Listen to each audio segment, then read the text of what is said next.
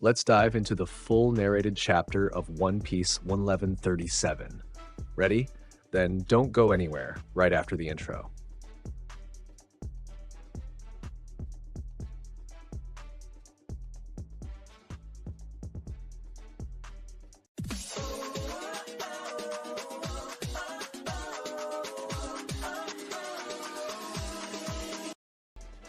Hello everyone, welcome to the channel, and before we get into the content of this video, don't forget to leave a like, subscribe to the channel, and turn on the notification bell so you don't miss anything. Without further ado, let's get to video.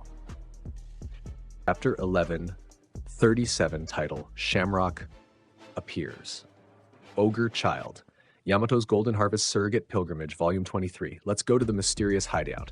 In the cover, we see Yamato and Otama secretly peeking through a window while possible henchmen of Who's Who watch something. Page 1. Opening text. The Death of the Gentle King. Caption, Elbaf Castle. Someone says, no one has dared to approach this castle since then, or at least that's what it was supposed to be. The gate was clearly forced open, and there are no guards around here. Nami says, what? Was there trouble? Zoro says, this wasn't the work of invaders. The gate was destroyed from the inside. Luffy says, we'll only know if we go in. Key, and these marks aren't old. Page 2. As they enter through the gate, Rhodes says, wait a minute, this place gives me the creeps. Luffy excitedly says, what a giant castle! Zoro says, I can't see the ceiling. Procme says, how big is this? Walking here is impossible. Luffy, smiling, says, Road, where's the key? Road responds nervously, I'm just a man. I've never had the privilege of entering this castle. Nami compliments the giant, saying, but I'm glad you're here. Road, happy, says, really? Nami Tasso, I agree, but keep walking. Page 3. While walking across a heavily damaged bridge, someone says, ooh, so this is the castle! Being here leaves me excited and terrified at the same time. Were these ruins also the work of the invaders? No, actually, this happened as a result of the violent fight between King Harold and Loki, and the marks of the battle remained like this. Zoro, quite impressed, says, what destructive power? Huh. Rhodes says Loki is a monster, but King Harold was a man who became known as a great warrior. Destruction was inevitable. Luffy, suddenly surprised by something, says, what a giant! Nami says, what is that? Page 5. What a pile of giant skeletons. Huh.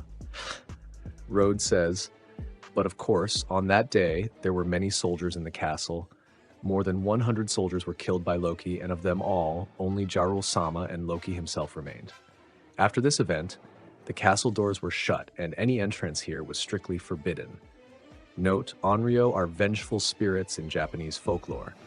Rhodes says, so here must be a nest for Onryos. Luffy says, hey, look everyone, look at the size of this skeleton. While Luffy clings to a giant horn, he says, and there's a horn growing out of this one. I wonder if he was a friend of Oar's. Rhodes says these were the warriors who possessed the blood of the ancient giants. The pure-blooded ones no longer exist, but those who carry this blood still live. Believe it or not, King Harold was enormous and very strong. Page 6. Road continues. Wow, look up there. This brings back memories. We then see a portrait of King Harold in a painting. Rhodes says, that's a portrait of King Harold, the king who loved peace and wanted to connect Elbaf to the world. This man was known as the best king in the history of Elbaf.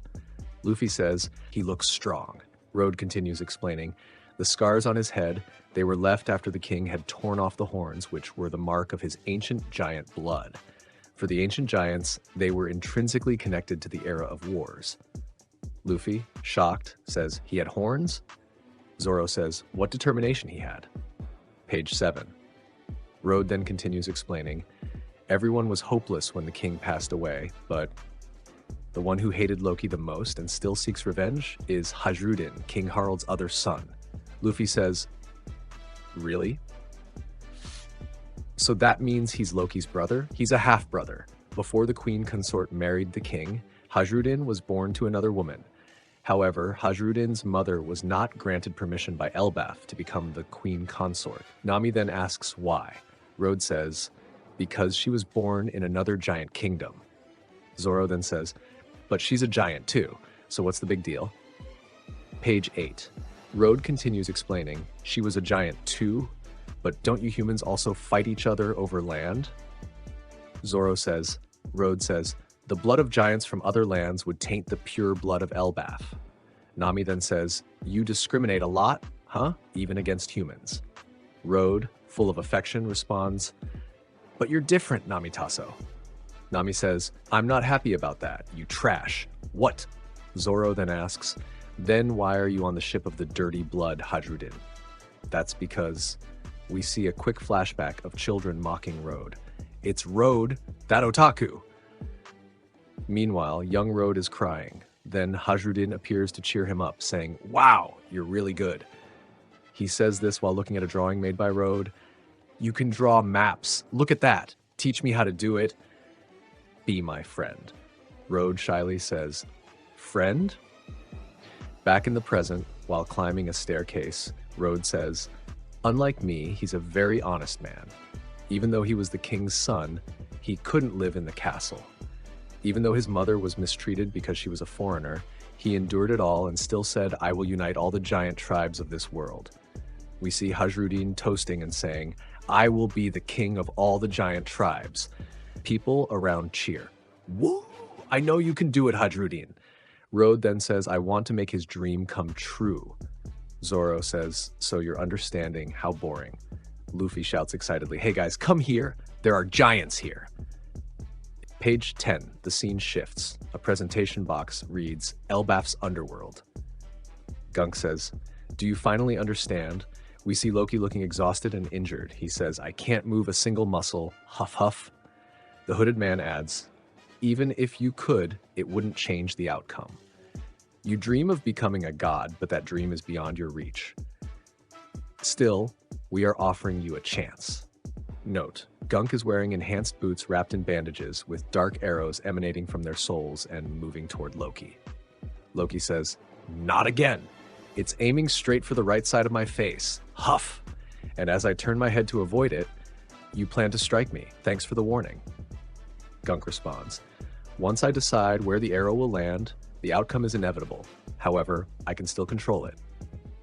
Double pages 11 and 12, Gunk says, I'll ask you once more, Loki, will you join the God's Knights? Loki shouts in defiance, leave me alone. The arrow changes direction and Gunk delivers a strong kick toward Loki. The scene transitions to Gunk landing a large blow to Loki's chin with a swift, calculated movement. Page 13. We see some animals nearby, appearing tired and hurt. The wolf from the previous chapter is lying on the ground with dark arrows surrounding it. Loki breathes heavily. Huff, huff. Gunk says, you'll regret this decision. Loki replies, stop this already. It's enough. Gunk calmly says, will you join the God's Knights? Page 14. Loki sticks out his tongue in defiance and lets out a loud shout. As Gunk watches, the hooded man intervenes. That's enough, Gunk. Final double pages 15 and 16, the hooded man finally reveals his face. He resembles Shanks but has longer hair, no scar, and both arms intact. He says, change of plans. Get in touch with Marie OS. I had hoped to handle this more efficiently. A presentation box introduces him. Leader of the God's Knights, were noble Shamrock Figarland, son of St. Garling. Gunk reflects. Even when they are struggling, they don't give up. Do they believe in something greater? Another presentation box. God's Knights, Gunk, Aro Aro no Noma, the resilient warriors of Elbaf. Shamrock concludes, these warriors once ruled the New World. Now I will ensure they serve under the world government. Final text. The Holy Knights make their move. End of the chapter. No break next week. If you enjoyed this, don't forget to like, subscribe, and hit the bell. See you next time. Essa versão suavizada